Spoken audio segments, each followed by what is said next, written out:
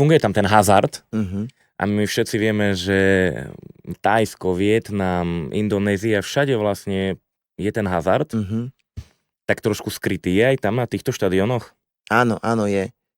Konkrétne na tomto podujatí, kde som zápasil, ja tak nebol, lebo to bol ten zápas bol trojkolový, že už taký modernejší Thai box, ale na tradičných podujatiach 5-kolových sa hazarduje akože moc, že v podstate aj tí stavkári ovplyvnili hru a vývoj toho Thai boxu, ako sa vyvíjal, dajme tomu, že od 90. rokov až do dnes.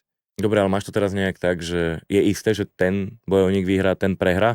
Že už pred zápasom je to isté? Tak nič nie je isté, ale už v tých veľkých zápasoch tí stavkári tam čarujú trošku, no, že stane sa, že aj že nadrogujú tých zápasníkov,